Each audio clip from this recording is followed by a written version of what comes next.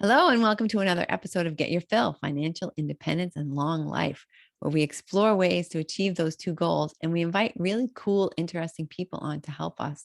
And that's why I'm so excited. And I should have asked him ahead of time how to pronounce his name. Dustin Heiner, is that right? You're awesome. That's really good. First try. Yay. Dustin is the founder of Master Passive Income, which could mean that he's like a master of passive income or that he's helping you to create mastery in passive income. And probably it's a little of both. He's the founder of Real Estate Wealth Builders Conference, RubeCon, and Successfully Unemployed, which is an awesome name. He is a real estate property investor who was able to make enough passive income from his business to quit his job when he was 37 years old. So that's about, I don't know, 30 years earlier than many of us are going to be able to do it. His podcast, YouTube channel, books and courses and coaching, he uses those now to help people to quit their jobs by investing in real estate, rental properties, and to live the dream life. Dustin, thank you so much for being with us today. Thank you, Christine. I really appreciate you having me on the show. And I really enjoy talking about real estate. And I do love real estate, but it's mostly or more that it's what it affords me to do in my life. I don't have to work for somebody else. I can get on podcasts and talk to great people like you and be able to just really enjoy life. So I really appreciate you being able to have me on to share with people how they can do the same thing. Oh, yeah, exactly. I mean, this whole idea of working for a living is desperately overrated. And absolutely, we want to help people to get out of that bad mindset. So tell me, Dustin, was this something like, was your dad like a real estate mogul, or did you always have this in your blood? How did you get involved and interested in real estate investing? Oh, definitely not. No, my family grew up relatively poor. My dad was a carpenter. My mom was just a server, a waitress is what they called them back then. And so, no, definitely not. Didn't grow up in it at all.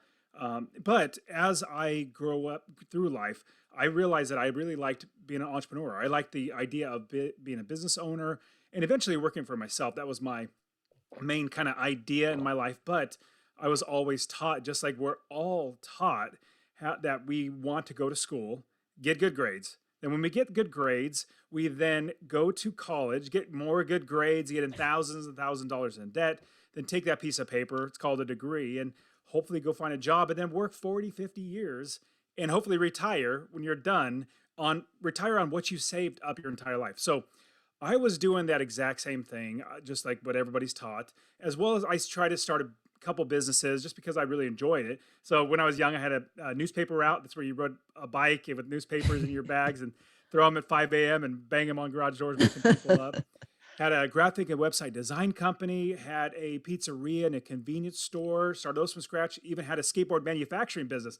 Did all Wow. that, but at the same time, I bought one or two rental properties. And I thought, you know what? I really want to be an investor, but life gets in the way and things start happening. So my wife and I got married and we started having one, two, three, and four children. But Christine, I got to tell you the story of what really pushed me into being an investor. So when my wife had our fourth child, I was working a regular sit down 9 to 5 job, working for a county government in California.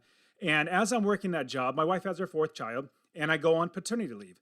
That's where the dad stays home with the mom, changes poopy diapers, and bonds with the baby, and helps getting food and all that sort of stuff.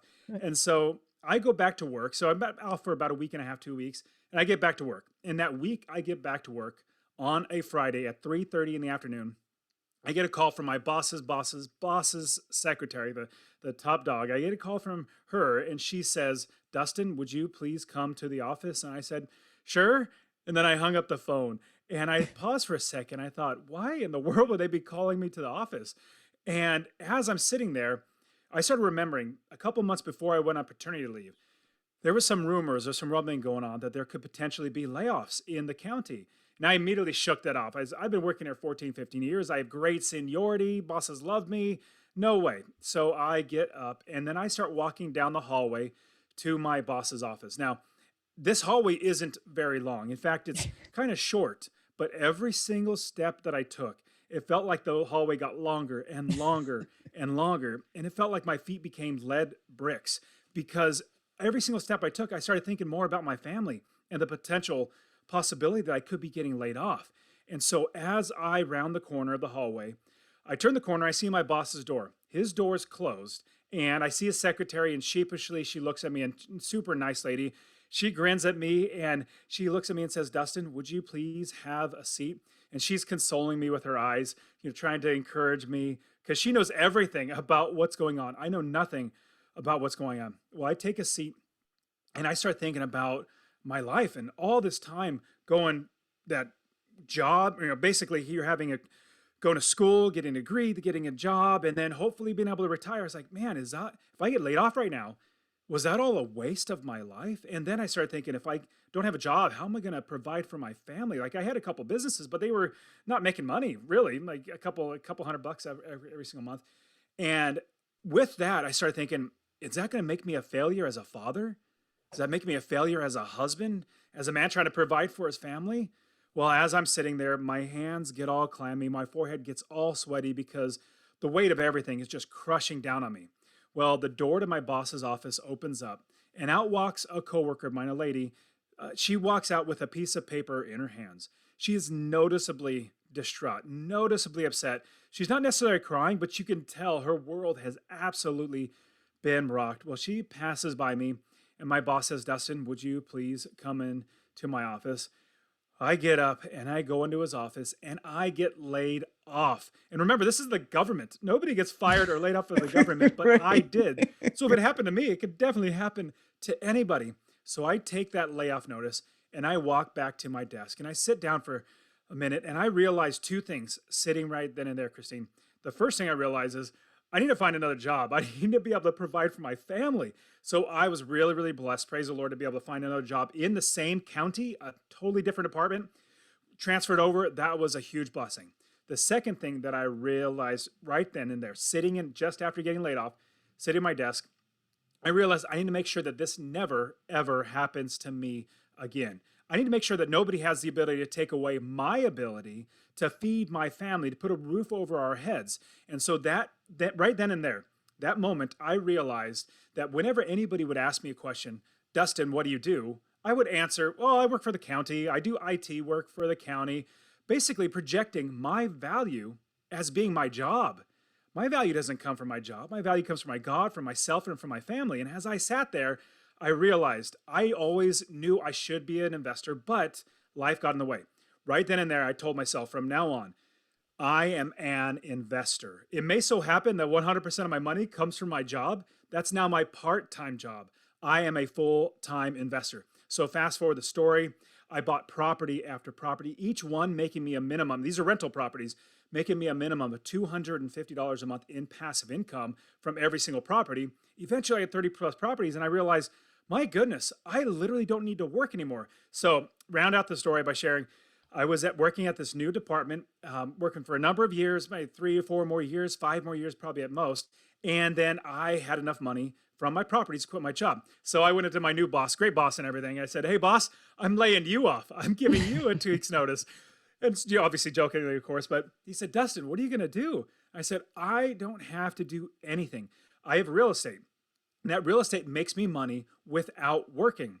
And so I'll round out the short story by sharing. If you remember that short hallway that got longer and longer and longer when I got laid off, well, this last walk that I took away from my job, it's literally a mile and a half walk, and I worked in downtown, which I didn't want to pay for parking, so I was pretty frugal. So I would walk a mile and a half. I've done this walk 1,000 times. This walk felt like I was walking on clouds because I knew I would never ever need a job again. Because as I realized that my value doesn't come from my job, it comes from myself. And if I got paid, and everybody listening to this, you need to realize this too. If your boss paid you what your value is, what you're worth, they would not keep you. In fact, you'll know this is the way it actually works out is your boss is paying you just enough to keep you working without quitting, but not so much money that takes money out of their pocket. So if you realize that you can get paid so much more, or you can make so much more money with the value that you bring, then you will find another way to make money. My way is real estate investing. So that's how I got catapulted into real estate investing because I got laid off and I knew that I needed to provide for my family. Fast forward now, I don't need to work. I quit when I was 37 years old, like you just read, that as I now have so much free time to literally be with my family, do whatever I want, and I'm blessed to have enough money to really not have to work a job and still put food on the table. Nice.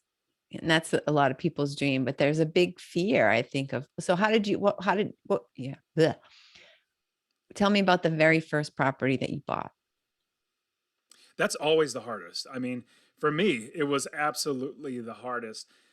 What happened when I bought my first property was I read a really really good book. Most people have read it, Rich Dad Poor Dad. It got me the idea that there's something different than creating earned income. You know, you work a job, work an hour, and I say job is an acronym for JOB. You're living just over broke, and so I realized that, and I started buying properties. Now, that first property was definitely the hardest because number one, I didn't know what I was doing. Number two, I didn't know how to make money. I didn't know any of that stuff. But let me give you the wrong way that I invested. This is my first property. The first property that I bought, I did the wrong way. I'll quickly give it to you, but I'll also share with you the right way now. So this is the wrong way. I went to like I was watching TV late at night, one of those infomercials at 2 a.m. They said, "Hey, we're coming to your town. We're going to show you how to invest in real estate, absolutely free." It was literally all a sales pitch. So went there. It was a huge sales pitch, and they said, "Okay, everybody, run to the back. It's normally $50,000. It'll be only $1,000 for this next 2 day seminar." I paid that $1,000. Excited, yeah, let's go do it. And then I went to this 2 day seminar, another sales pitch for more quote unquote coaching courses and all that sort of stuff. $40,000 they wanted to teach me how to invest in rental properties. I thought, my goodness, if I had $40,000, I wouldn't give it to you. I'll just learn on my Right. own. Fast forward now. This is so that I learned the wrong way. The wrong way was I flew to an area. I was living in California, remember, in 2006 when I first started investing. Prices were astronomical, and for how much we could rent it for, I couldn't make passive income. So I flew to Ohio, and remember, this is the wrong way. I'll quickly go over the wrong way, then I'll jump right into the right way. Flew to Ohio, found a property manager, found a realtor and a property, put them all together, and bought a property. I was listening to what the guru said. This is what they tell you. What you want to do is you want to find a property, make sure you run the numbers that you're going to make a little bit of money in passive income, $50 or so, or $100 maybe, and then you'll get appreciation. I personally now don't invest for appreciation. In fact, if you can see the video, the kids that I have, there are 4 kids in the video in my background. I'm literally going to give these properties to my kids. So I'm not worried about or concerned about appreciation. I love Yeah. cash flow. So what they do is run the numbers. And then after you run the numbers, make sure you make a little bit of money, passive income. And then you spend thousands of dollars to buy the property. Then you spend even more thousands of dollars to fix up the property. Then you find a tenant to rent it out. And then you find a property manager to manage the property. Well, that's the wrong way. That's what I did. Then I figured out the right way. The wrong way cost me a lot of money. And this is what happened. Within 6 months, my property manager started stealing from me. It was horrible. But then after everything was working out so poorly, now if I would have given up, I would not be where I am today. I knew it had to work because people have been doing it for a very, very long time. But then what I did was I approached it because remember, I've said I've always been entrepreneurial. I love business. I approach this differently. I said, you know what? Let me approach this as a business. All the gurus were telling me what you want to do is you buy a property and that property is your business. That's wrong. That's not what it is. I own a business and that business owns properties. Let me round out, share with you exactly what that looks like. So if you're going to own a convenience store or start up a convenience store, you know, candy bars and soda machines and all that sort of stuff. Well, if you're going to do that, you're not going to sign a lease on a location, open the doors, and set a box of candy bars there on the ground. No, if you did that, you go out of business in like 2 seconds. What you would do, though, is you would build the business first. And this is the right way that you need to do when you're investing. When you build the business first, what it looks like, you're going to get the gondolas, so there's shelving units, you're going to get the countertops, cold storage, fountain machines, bank accounts, cash registers, insurance, employees, all that sort of stuff before you buy any inventory. Once you have that business built, then you put the inventory in your business. Same thing with real estate investing. The wrong way, I already explained that. The right way now is we build the entire business first. Then we buy a property, and that property is our inventory. We now put that inventory into our business. That's how I was able to scale my business so fast. In 7 years, I was able to quit my job because I had 30 plus properties because I didn't view one property as a business. I viewed my business as owning inventory. From there, I was able to scale up the business over and over again. So I'll quickly say, I realized that I could quit my job if I had enough money to cover my expenses. Well, I thought, this is simple. I just got to figure out how many properties I need. Each property making $250 a month. That is $3,000 a year without working in passive income. Well, 10 properties, that's $2,500 a month. That's $30,000 a year in passive income.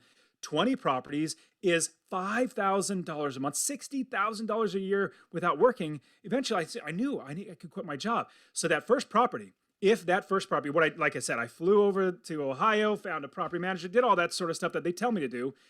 I did it the wrong way. I still own that property. It's still making me a ton of money, which is great. But I've since built a business. Now, every property that I buy, I'm able to scale it because I have my business running. I don't have to recreate the wheel every single time.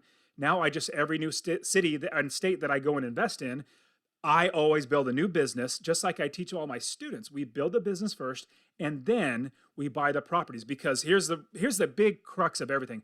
When you build the business, you're going to hire the experts that are there on the ground that are actually going to do the work for you. Because what happens is we get stuck, oh, Zillow, that might be an expert, or Redfin, or Trulia, those are not experts. They're just databases. You want to find the realtors, the property managers, the other inspectors, insurance agents. You want to find all these great people that are going to work in your business who are experts on the ground there. They're going to help you to make sure that you're running your business right. So that was definitely a long explanation of how I got my first property, but then subsequently got to 30 plus properties now. Oh, that's great. It's funny. The very first person who I interviewed, this is 2.5 years ago now, for the podcast was Tyler Sheff from the Cash Flow Guys. And that's exactly what he said. He said, figure out how to make yourself $100 a month in passive income, and then just keep on doing it until you have enough money. And you're absolutely right. People think, okay, I've got to find one thing that's going to make me, you know, $6,000 a month. No, you don't have to find one thing. You can find a whole bunch of things, or it's one type of thing, but it's not one property, whatever, one idea, one business idea, whatever. So now, do you own, you're talking about Ohio, you're in Arizona now, right? So Yes. are all of your properties all over the country, or do you have ones that are Yeah, near you? well, three different states: Ohio, Texas, and Arizona.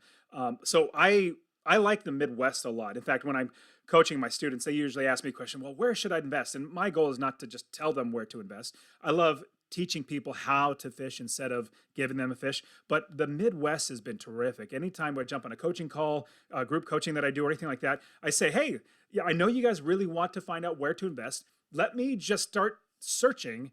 In like 5 minutes, we'll be able to find a brand new city that I've never looked at, and I'll show you how I would invest. And so I found the Midwest, down in the Carolinas, down into Florida, are terrific, terrific places to invest in. And a lot of people, they might say something like, well, how are you finding properties for under $100,000? I'm like, yes, if you don't live on the coastlines, there are properties that have, the less value, and people can buy them for much cheaper. So we like buying properties anywhere from $75,000 up to $200,000 because the cash flow is so much better. But here's a great thing about if you have a perspective that it's a business and it's inventory. Now you may own, or I literally owned a convenience store. I didn't eat every single type of candy bar inside the store. I didn't drink every single type of soda or whatever it might be. I don't smoke cigarettes, but I sold cigarettes.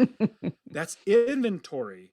Other people will consume those things. Same thing with your properties. You may not want to live in a certain state. Well, I don't even go to the states that I invest in. There's no need to. I just don't need to.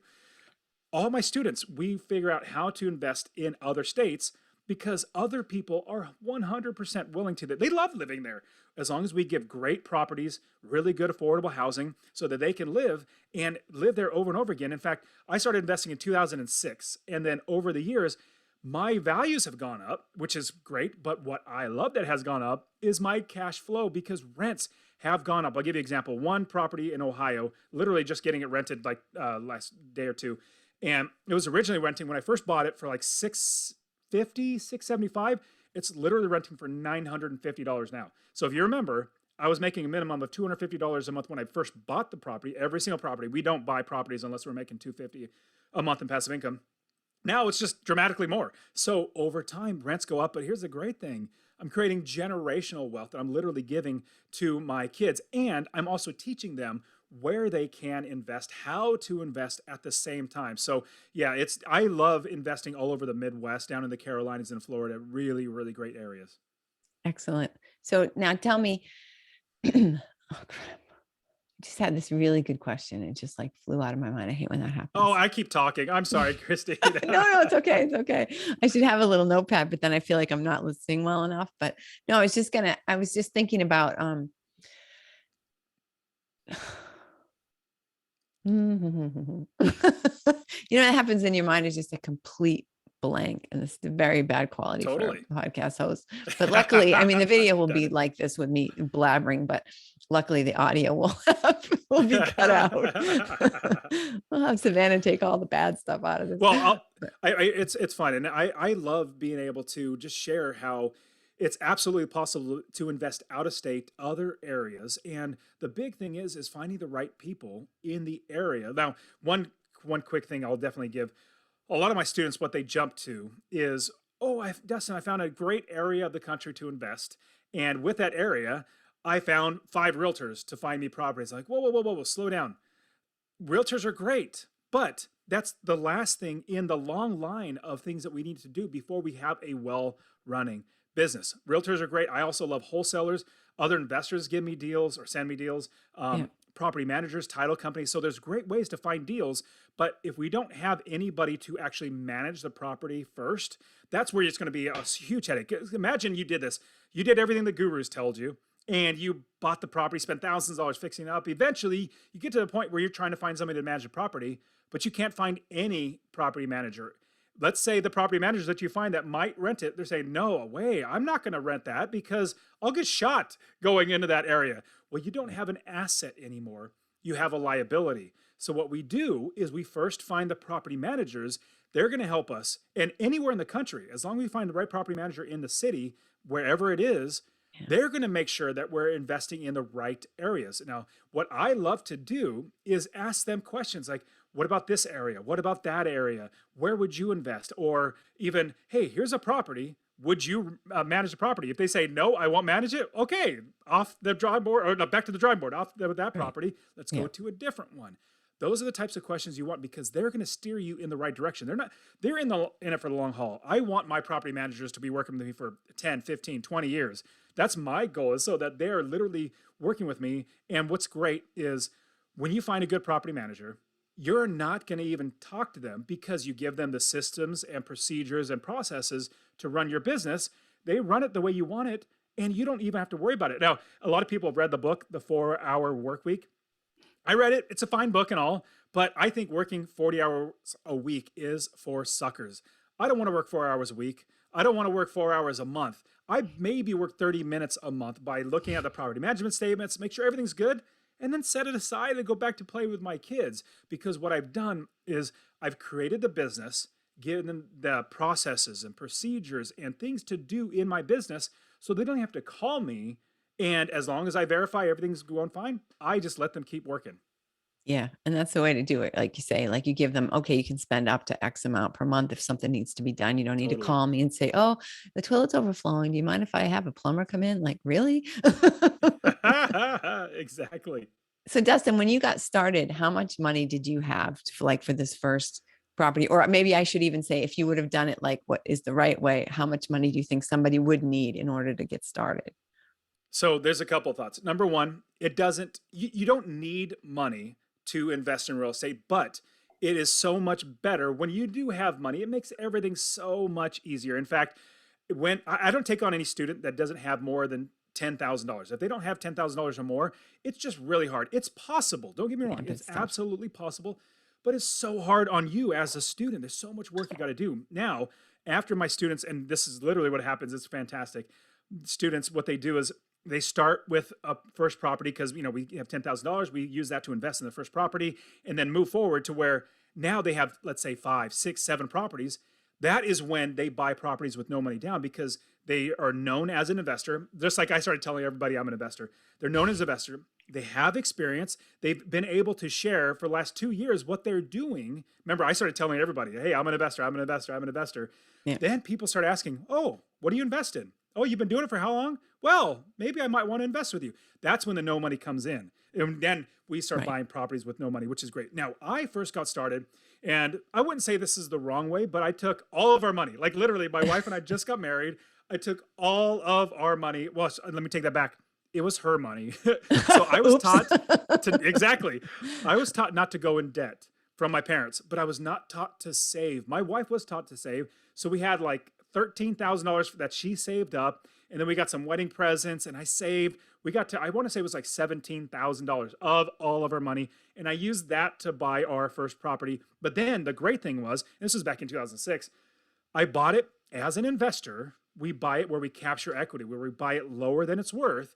And then we have that equity, that difference there, which means we buy it for, let's say we buy it for $100,000, but it's worth $120,000. That's equity in there. If you do it right, you have enough equity that you can cash out. You can pull the cash out that of equity, and usually it's 80% at most of the value of the house. But I pulled that cash out to then buy the next property. And then I pulled that cash out of that one because I got equity to buy the next property. And so I keep rolling that over. And what's really interesting is a lot of my students, what they do is they ask, well, Dustin, should I do this or do this or do this or do this? And it's always an or for some reason, but it should be an and. There are so many ways to get financing, to get money for investing. I know personally of 14 different ways that I have literally used myself to buy properties. And you know what's funny, Christine? So I have a YouTube channel where I just literally give away all this stuff, how to invest in real estate. And the videos that they need to watch, that the investors need to watch, not that they want to watch, that they need to watch, are how to build a business, how to find the right property managers, how to ask the right questions of property. Those are what they need to watch. But you know what they do watch?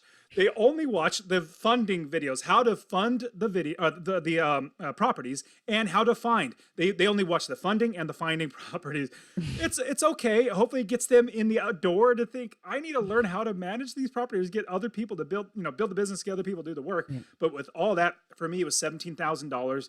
I now tell all my students, you need an emergency fund. You need to be able to, if God forbid something happened where you lost your job too, you had some money to tide you over till you get a next job to then. But that's my suggestion: is don't go all in with every bit of money, but at the same time, start cutting debt, cut your expenses, increase your income just to, like you said, Christine, maybe just $100 a month just from something. Like start making a little bit extra money, because the more money that you have, the easier it is to get started. But once you get started, and this is so amazing, Christine, I absolutely love this, that my students usually, before they start working with me, they're like trying to buy the property. They never do. But then when they start working with me, usually within about 2 or 3 months, they usually get under contract for their first property. And that's usually the longest, meaning they never had a property, start working with me, then 2 or 3 months, and they get their first property. I kid you not, within literally a month, they already have their second property. Because here's the great thing: it's a system, it's a way to do it. If you do it one time, we can just duplicate it over and over and over again. And especially, like if you build any type of business and you buy inventory, all you got to do is figure out where to find the next piece of inventory. You got the business, you've already all the nerves all taken out. Like you know that you know your stuff. And then once you buy that first property, you're like, it can be done. Let me go ahead and do it again. So usually the second property comes so much faster, like within a month later. Yeah, so you're bringing up a great point, which is mindset, right? As soon as you know you can do it, you understand that it's possible, then suddenly that huge wall just melts, and you're just like, oh wow, look at this whole huge horizon that I couldn't even see before. This beautiful vista. Absolutely. And what's great is, because a lot of people asking me about, like, okay, what is the number one thing I should be doing in my investing? Should I be saving for money? Should I be looking for, like, should I be doing all this sort of stuff? And really what it comes down to is getting yourself over that hurdle to realize that you can do it. Because I can literally teach anybody how to invest in real estate, but getting them over that hurdle in their head, that they realize that they can do it, that they must do it, and that they should do it, and how to do it, like Yeah. all that stuff is wrapped in their brain to where they actually move forward and make and buy that first property. That's only on them. I can't do that for them. Now, if I literally give them a property, just like my kids, I'm not going to give a property to my kids. I don't want them to be spoiled, trust fund babies. They're not. In fact, they work hard, because as we're growing our business, I want them to learn from the ground up. And so I'm not going to give them properties. I'm going to teach them and encourage them. Well, I'll give you a little more specific. So instead of going to college, I'm not a big believer in college anymore. It's so expensive. And in the end, it's like you get a piece of paper and you hope to get a job. It's like, Right. well, instead of spending $60,000, $70,000 on a piece of paper, why don't we take that money, buy a house, and then you learn how to make money? Then we could do it all over again. And in the end, you're like, my goodness, I'd make money without even working. Why would I need to go to college? Because college is just to get you to work. And so we don't need to do that. Right. Exactly. Exactly. So you said you're adding equity. Are you just buying right, or are you also fixing up some of your properties? Totally. Yeah, so actually what I love when I buy one rental property, there's six different ways that I make money. The first one, talked about already, passive income. You get all your expenses, you make sure you rent it for more, and that difference is passive income. I suggest $250 a month in passive income. So that's one, is passive income. Second one is equity capture, where we buy it for less than it's worth. The next one is forced appreciation. Just like you were just mentioning, if you fix up, let's say you put $5,000 to $10,000 of work and new products or new things in it, new carpet and all that sort of stuff, it'll hopefully make it worth $20,000 more, $25,000 more. It's like exponentially grow your money, so you capture that equity. You spend 10 grand, but it's worth 25,000 more. That's $15,000 in equity that you capture there. Another way is market appreciation. We know just over time, especially with inflation, prices just continue to go up, and so that's another one. Another one that I love is tax benefits, tax advantages. Most people, if you don't have properties, if you don't have a lot of money coming in, you're like, oh, that's great. Trust me, when you start making money, the tax benefits are amazing. As soon as you buy one property, the IRS says, hey, you can write off your cell phone. You could write off your travel. You could write off any expense. All that stuff is a write off. And then tax benefits of depreciation is absolutely amazing. Meaning you take that property that you own, deduct 20 over 27.5 years, deduct the entire value over, taking off your basic your income. So it looks like you're making less. You pay less in taxes. Now that I'll stop that because there's so much more. But the last one is also absolutely amazing. If I buy a house, I don't pay my taxes. I don't pay my mortgage. I don't pay my insurance. I don't pay repairs. I don't pay for my property manager. Like I don't have to get a job to get a property manager.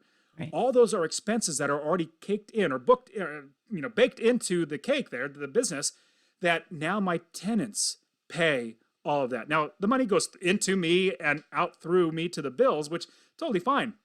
But I'm not getting a job to do all this stuff. So when I do this, I make sure that my tenants are paying for the mortgage, the balance of the mortgage, and the interest on top of that. So give you a round numbers, quick example of what that would look like. Let's just say you bought a house for $100,000. And well, let me make it a little more bigger numbers. $200,000. You bought a house, $200,000, use an FHA loan, the Federal Housing Administration loan, 3.5% down. Well, that with $200,000, that is $7,000 down out of your pocket that you have to use to buy the property. Now you have to live in there for a year, which then you move out, and then you still owe $193,000 in principal plus interest, while your tenants pay for $193,000 of that value of that property and every bit of interest on top of that. So that's the six ways that we make money. And it's absolutely mind blowing. Like I literally cashed out my 401ks, IRAs, took the penalties because I make so much more money in real estate. Yeah, I know I don't think people can appreciate until you actually have done it and you actually start filing your first year's tax return. And you realize that everything, if you have a dream about real estate, or whatever, it's like, oh, putting this down as an Oh expense, my right? goodness, Everybody I absolutely. eat with, we always talk about real estate, A every time hundred we go out to dinner, percent. Every trip, we're always looking at real estate, looking at properties. Yes, Exactly. absolutely. Exactly. And it's legal. This is not some kind of crazy scam, right? This is the way that the tax code is set up because big surprise, right? People who have money have real estate and people who make the laws, they've got the money. So they're That's making some laws absolutely that are right. benefiting themselves. And that's where the rich, the wealthy keep their money in real estate. Now, that's where they store that wealth. Like they'll make it other ways, but they keep it in real estate because it's locked in that value. Real estate only goes up over time. It only Yeah. goes up. Now it'll go down a little bit, but it'll eventually go up. The houses I bought in 2006 and 2007 and 8 before the crash, yeah, the values went down, which was a bummer, but now it's literally back up and above and beyond where it crashed from. So, Right. and again, remember, I don't worry about appreciation. It'll be great eventually, but I'll give these properties literally to my kids. That's who I'm going to be giving these properties to. But Right. here's another great thing. I take that equity. Let's say I have $100,000 in equity. I do a cash out refinance on that property. It's a tax free loan to buy the next property to make even more money. Oh, there's so many amazing things about real estate investing. Exactly. I know. I 100% agree. 100% agree. Now, do you have a sort of an end game, a goal of like you want to have so many properties or whatever? Where are you sort of shooting for? Oh man, I really enjoyed that question. Here's the reason why. So, when I was 27 years old, I read Rich Dad Poor Dad, and he said, Robert Kiyosaki said, his goal was 10 years to be able to quit his job. And I said, that's a good goal. Let me do that. So I said, by the time I'm 37, I'm going to quit my job. And it's not just a goal, it's a deadline where even if I need to quit because I don't have any means to actually provide for myself, that's a deadline. Like I'm burning the bridges. Like I'm going to quit my job no matter what. So I bought property after property. Eventually, I was blessed to be able to accomplish my goal, walk away from my job. Now, here's this funny thing, Christine. After about 1 or 2 years of not having another goal, I started feeling like, oh man, I'm kind of floundering. Like it's not that big of a deal. Like I'm not pressured to do anything. Like there wasn't a drive to sacrifice for something in the future. And so Right. what I realized was I needed a goal, but this goal wasn't the best goal. Here's the goal that I came up with, and it's just a monetary goal. And the reason why is because I need to attain it. Like I know I can hit it. I said from all my businesses, and I love passive income. But you talk about master passive income. I master, at least I believe I master passive income by having real estate and rental properties. But there's lots of other ways to make passive income. So I have lots of businesses now, like literally 4 or 5 businesses make me money. And so with that, I thought, you know what?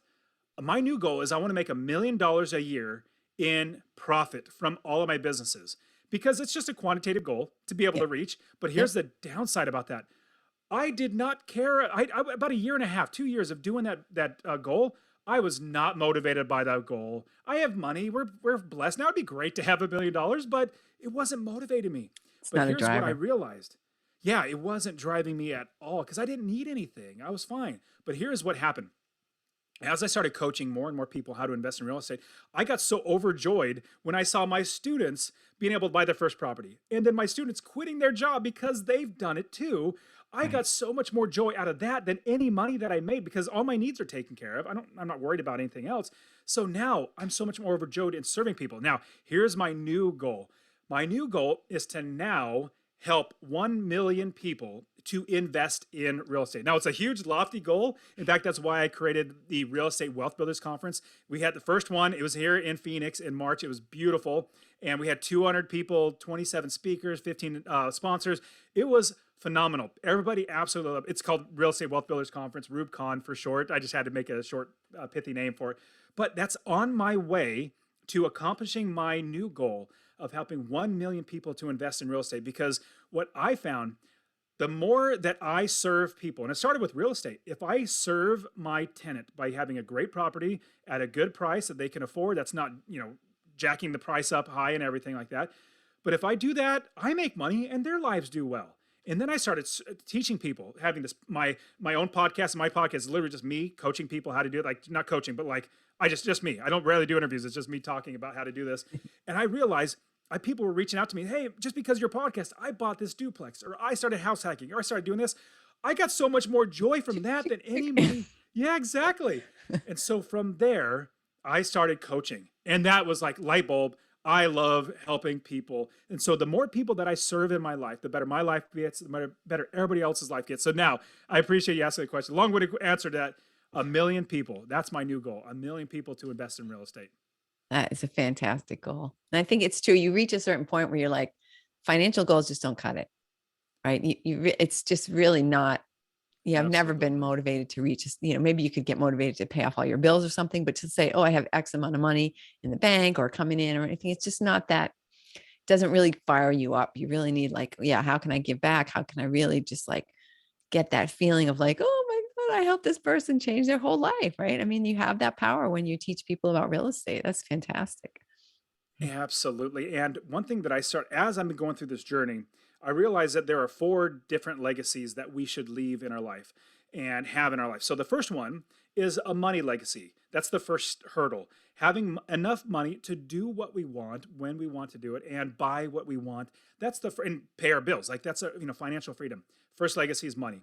I was blessed to be able to do that at 37 years old. The second one is time. So money leads into time. So when you have more money, you have more time. So leaving that time legacy where you can they literally have time to do whatever you want, kill time if you want. Like you literally have time. The third one is a relationship legacy. So money leads into time. Time leads you into building up your relationships. Nobody on their deathbed ever looks back and said, man, I wish I worked harder. Man, I wish I would have had more money. No, no, no. They look Right. back and say, man, it's all about the people, my family. And so building up your relationship with your family, with your spouse, with your people around your community, your neighbors, your church, whatever it might be, developing that relationship. So I was blessed to have money, then time, then relationships. Now the last legacy, this is a legacy that I'm on now, is service legacy. Trying to serve so many more people because like I said, my life just gets better and better and better the more people that I served. As soon as I realized that, I said, give me more of that. So now on that service legacy, getting on great podcasts like you and talk to great people like you, Christine, is just something that I enjoy. It pumps me up because it's exciting because I can help so many more people as best I can. Yeah. Yeah. That's wonderful. That's fantastic. So you've already given us, I mean, I think I understand sort of your daily life now. I mean, what does like a typical kind of day look like for you? So I used to wake up at 4:30 every morning when I had a job, that job, that just overbroke job.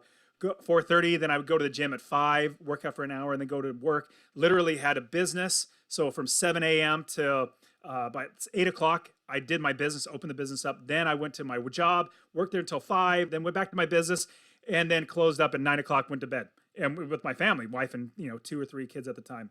Fast forward now, I knew that wasn't sustainable, but I did that as delayed gratification for where I am now. I needed to do that to get to the point where I literally have all the time in the world. So this is what a typical day looks like to me. So I'll wake up at, I don't know, 7 o'clock in the morning, whenever I want to, just kind of wake up, roll out of bed. I'll get some coffee, go to the gym, come back, look at my emails, hang out with the family. And when I say look at my emails, it's literally looking at deals. I have so many deals coming to me from other investors to wholesalers to realtors. I just look at deals on the email, and if I like it, I buy it. It takes me a couple hours of my own time to buy that property, and I have other people do the work.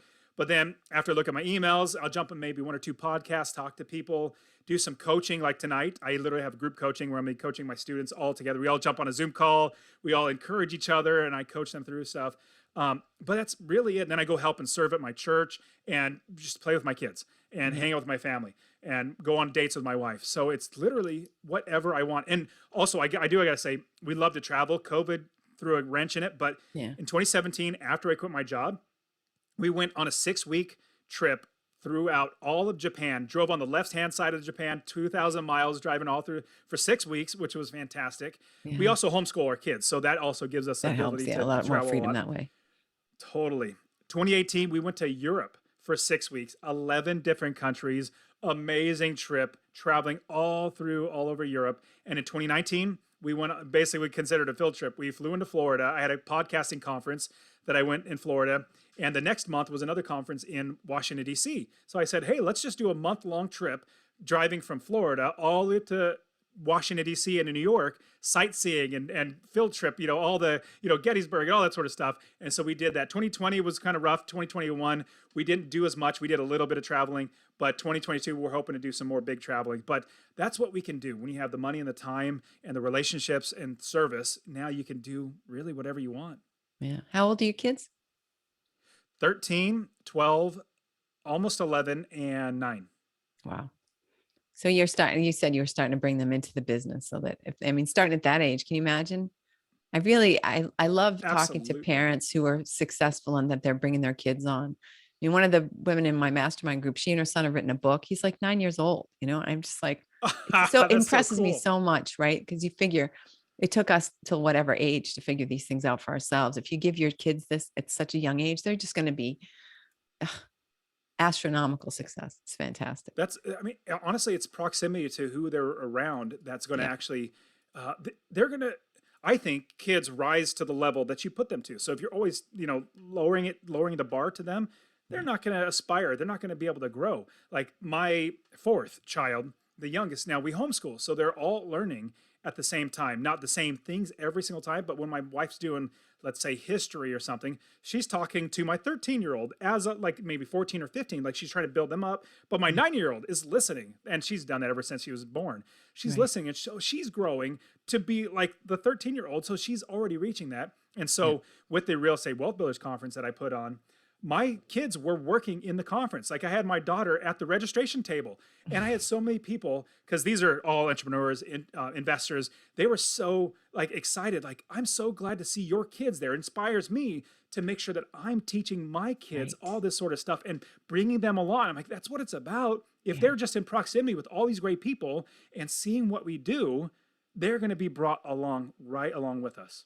Exactly. And effortlessly. You don't have to pound them and say, like, study, do your homework, whatever. No, they're just like excited to be part of your world. And that's A amazing. hundred percent. Fantastic. So this is Dustin. I love talking with you. Can you just like, what would you say? Because our time is like gone already. If so, you meet someone in the elevator, they say, "Oh, gee, I've always wanted to do that." Like just a couple little pieces of advice that you would give to somebody who you didn't have a chance to coach at that moment, but you just wanted to keep them excited about it. So, two things that I'll definitely give. Number one is passive income. Stop working for somebody else as quickly as you can. Stop working 1 hour to get paid for that 1 hour. You're paid then and there. When I buy one rental property, I work 3 hours, like literally of my own personal time. It's just 3 hours. Then I have other people do all the work, and I make money year after year after year, and I'll give these to my kids. So focus on passive income. Now, rental Yeah. properties is one. There's other things like you mentioned, writing a book, having a podcast, you have a YouTube channel. All these things are types of passive income, which I love passive income. Another thing is build the business first. So passive income as well as build the business. Now, the Real Estate Wealth Builders Conference, it's not necessarily passive income because we work one time, we have an event, and then we're done. But what I did was I build the business and I have my employees, the people working for me, they do great work, better than I would do. And I employ them. They have a great job. They really enjoy what they're doing. If they wanted to be like me, they could aspire to do that and change their life. But Right. they love working. Then I'm like, I'll give you a great job. So I create businesses that are passive for me, where my value is on building the business to making the business better and better. But what happens is I'm employing other people so that they're working so passive for me. So passive income and building the business. Now, if we want to talk about real estate, I definitely gave you a lot of key things that you need to do. Build the business first, make sure you're finding the right property managers first, and all that sort of stuff. Yeah, definitely. Fantastic. Excellent. So Dustin, like I said, our time has just like gone by in a flash, but is there anything that you wish I would have asked you? Is there anything that you really want to share with people that I didn't touch on or I didn't think of? I think it comes down to making that decision on your own to, because it took me literally getting laid off. I would like for everybody to hear that story and realize that and the saying's true. And I always thought, oh, that saying is not going to come true to me, but it did. It's not if you lose your job, get fired or laid off. It's not if, it's when you're eventually going to lose your job. It took that for me to actually change my life and say, no more. I'm done. I knew I wanted to, but life got in the way. That was my catalyst. Now, a smart person learns from their own mistakes, which is great. Don't get me wrong, that's great. But a wise person learns from other Other people's people's mistakes. mistakes. Learn from Absolutely. my mistake and learn from all the other people's mistakes. And here's another quote I'm going to give you. I love this quote, or it's a proverb, I think. When is the best time to plant a tree?